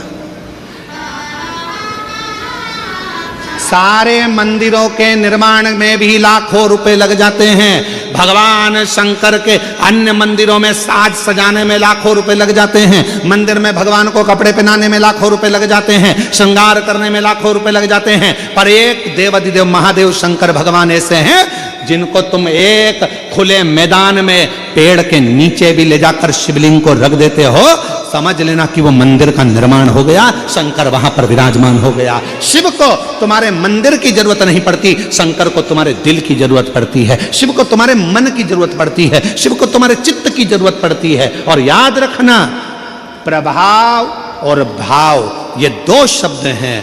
प्रभाव से दुनिया तुम्हारी हो सकती है, प्रभाव से सारे सेलिब्रिटी तुम्हारे हो सकते हैं, प्रभाव से सारे तुम्हारे हो सकते हैं, पर भाव से कोई तुम्हारा नहीं हो सकता। भाव तो केवल परमात्मा को तुम्हारे पास में लेकर आता है, भाव भगवान को तुम्हारे पास में लेकर आता है। प्रभाव चाहे धन का हो, सत्ता का हो, वैभव का हो, कुर्सी का हो, तुम्हारा प्रभाव जितना होगा सब तुम्हारे हो जाएंगे। पैसे वाले भी तुम्हारे हो जाएंगे, करोड़पति भी तुम्हारे हो जाएंगे, सेलिब्रिटी भी तुम्हारे हो जाएंगे, सब तुम्हारे आएंगे। तुम्हारा प्रभाव अर्थात तुम्हारा बल देखकर, तुम्हारा प्रभाव देखकर, प्रभाव देखकर सेलिब्रिटी आ सकते हैं, प्रभाव देखकर धन वाले आ सकते हैं, प्रभाव देखकर दुनिया आ सकती है, पर प्रभाव देखकर कभी मेरा शंकर तुम्हारे पास नहीं आएगा। मेरा शंकर तो केवल तुम्हारे भाव देखकर तुम्हारे पास आता है। निर्मल मन सो मोहि भावा। भगवान भाव देखते हैं, निर्मल मन देखते हैं, निर्मल चित्त देखते हैं, निर्मल स्वभाव देखते हैं, वो प्रभाव नहीं देखते। वो प्रभाव नहीं देखता, वो भाव देखता है। कितना भाव था विदुर जी का, कितना भाव था विदुर जी का। दुर्योधन के घर के 56 भोग छोड़ दिए मेरे भगवान ने। कहां गए? जम के बोलो, विदुर जी के घर। विदुर नहीं थे घर विदुरायन, दरवाजा बजाया, जैसे ही दरवाजा खुला विदुरायन ने जो भगवान को देखा सुध भूल गई। पति रोज कहते थे कि भगवान द्वारकानाथ आएंगे, आज अचानक आ गए, अचानक खोल दिया दरवाजा, अंदर प्रवेश। विदुरायन भगवान से बोलती है, मैं तुम्हारे बैठने के लिए पलंग बिछाती हूं। पलंग बिछाया, नया बनवाया था विदुर जी ने भगवान को बिठाने के लिए कि भगवान एक ना एक दिन आएंगे, पर विदुरायन को नहीं समझ में आया कि ये पलंग कौन सा बिछा रही हूं। नया पलंग पास में खड़ा रह गया, और जिस पलंग की रस्सी को, निवाड़ को चूहे ने 14 जगह से काट दिया था, जिसकी रस्सी पूरी कटी हुई थी खटिया की, पलंग की, वो पलंग विदुरानी ने बिछा दिया। भगवान से कहती है, भगवान बैठो। भगवान कहने लगे, इस पे बैठो? हाँ, तुम्हारे लिए नया बनवाया है। भगवान द्वारकानाथ ने सोचा, नया ऐसा है तो पुराना कैसा होगा। अगर नया ऐसा है तो पुराना कैसा होगा। बैठो प्रभु बैठो। भगवान 4 पाटी थी, बीच में रस्सी थी, आसपास लकड़ी थी, उस लकड़ी पर भगवान बैठ गए। विदुरानी बोली, ऐसे नहीं बैठो, अच्छे से बैठो जरा।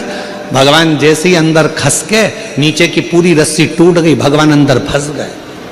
पांव उधर, भगवान इधर, बीच में फंसे पड़े। विदुरानी ने पूछा, कैसा लग रहा है? भगवान बोले, ऐसा लग रहा है कि 100 किलो की कपास के गादी पर बैठा हूं। विदुरानी बोली, नया बनवाया है तुम्हारे लिए। भगवान को समझ में आ गया, मेरी भक्ति में खो गई है, इसको नहीं मालूम। अब विदुरानी बोली, मैं तुम्हारे लिए खाने का क्या लाऊं? भगवान मन में सोचे, बिठाया ऐसी जगह है तो खिलाएगी क्या, इसलिए भगवान ने कहा, मेरा तो पेट भरा है। विदुरानी बोली, कैसे पेट भरा है? हमारे यहाँ कभी कभी तो आते हो, खा के तो जाना पड़ेगा। विदुरानी गई अंदर, केले उठा लाई 2 दर्जन, बैठ गई भगवान के चरणों में। भगवान कहने लगा, लाओ केला हमको दो, हम खा लेंगे। विदुरानी बोली, काय को दे दो? मैं दूंगी छील के। भगवान को क्या मालूम था कि छिलके ही देगी। केला छीलती जाए, गिरी फेंकती जाए, छिलका भगवान को देती जाए। भगवान बोले, ये क्या है? विदुरानी बोली, केला। तो भगवान बोले, वो नीचे पड़ा वो क्या है? तो क्या छिलका। भगवान बोले, तुम्हारे यहाँ उल्टा खाते हैं क्या? विदुरानी बोली, तुम्हारे यहाँ कैसे खाते हैं? और दूसरी डिजाइन से खाते हैं, जल्दी लिखाओ। भगवान छिलका खाने लगे, और केले का छिलका जब भगवान ने 2, 4, 5 केले के छिलके खा लिए, पेट भरा गया। विदुरानी बोली, नहीं नहीं और खाना पड़ेगा। भगवान बोले, सब मैं खा जाऊंगा, तो तुम दोनों क्या खाओगे? इतने में विदुरानी बोली, जो नीचे पड़ा है वो हम दोनों खा लेंगे।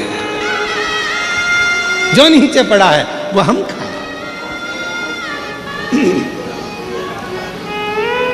विदुर जी आ गए। विदुर जी ने देखा केले के छिलके भगवान को दे रही है विदुरायन। विदुरायन भूल गई थी, सुध नहीं थी। भगवान अगर प्रभाव देखकर जाते कि कौरव के यहां सत्ता है, कौरव के यहां धन है, कौरव के यहां वैभव है, अगर भगवान चाहते वैभव देखकर प्रभाव देखकर जाते तो कौरवों के यहां जाते, दुर्योधन के यहां जाते, विदुर जी के यहां नहीं आते। कल विदुरानी के यहां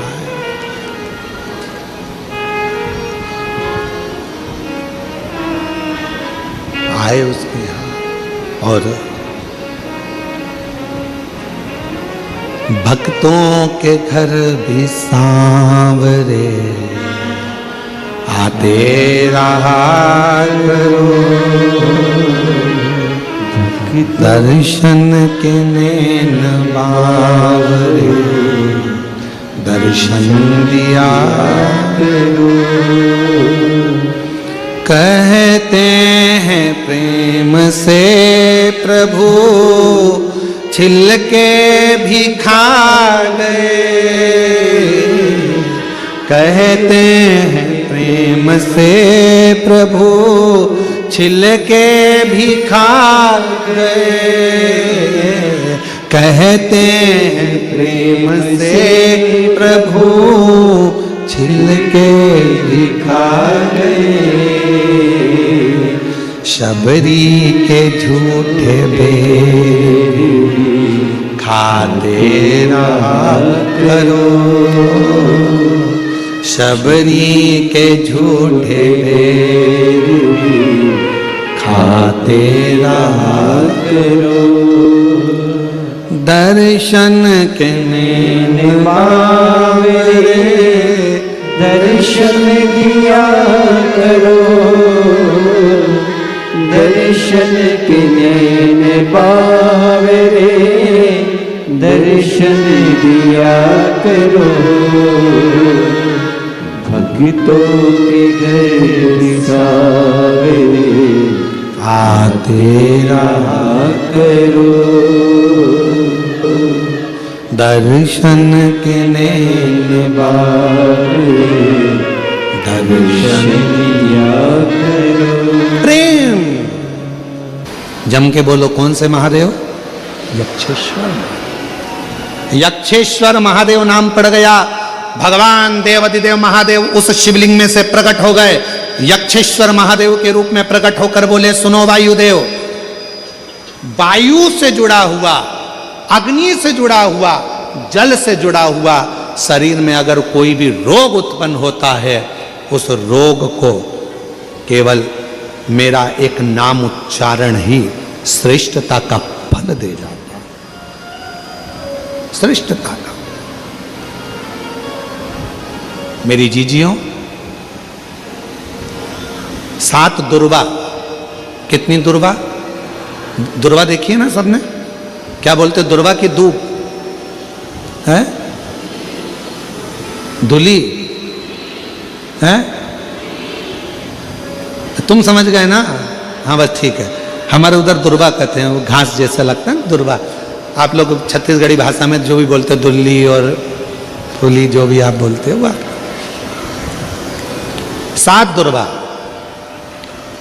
और उस 7 दुर्वा को जो ये समझ लेना जरा, जिसका आधा सिर दुखता हो, पूरा सिर दुखता हो, नेत्र में भुकुटियां दुखती हो, सुबह से लेकर रात तक घबराहट उत्पन्न होती हो, बेचैनी होती हो और बहुत ज़्यादा तकलीफ में चक्कर जैसा बना रहता है, उसके लिए यक्षेश्वर महादेव की आराधना का स्मरण करेगा। ये शिवलिंग है, जलाधारी है, यहाँ से पानी बहता है। 7 दुर्वा 7 स्थानों पर जलाधारी पर रख दीजिए। 7 स्थान, 7 ही स्थान पर जल चढ़ाना प्रारंभ करो। जो 1 लोटा जल आप लेकर गए हो, 7 स्थान पर चढ़ाइए। उसके बाद में बचा हुआ जल शिवलिंग पर चढ़ा दीजिए। यक्षेश्वर महादेव का नाम लेकर एक एक दुर्वा को उठाकर रख लीजिए, यक्षेश्वर महादेव का नाम लेकर। वो दुर्वा वापिस लेकर आ जाओ। 7 दिन तक सुबह सुबह बिना कुछ खाए उस एक एक दुर्वा को यक्षेश्वर महादेव का नाम लेकर चबा चबा कर खाना प्रारंभ करो। 7 दिन तो जाने दो, 2 दिन के अंदर ही जिसका भी सुबह से लेकर रात तक सिर में दर्द रहता है वो धीरे धीरे धीरे धीरे बंद होना प्रारंभ हो जाएगा और शरीर में जो भी तकलीफें हैं वो रोग धीरे धीरे समाप्त होगा। यक्षेश्वर महादेव। आओ माँ।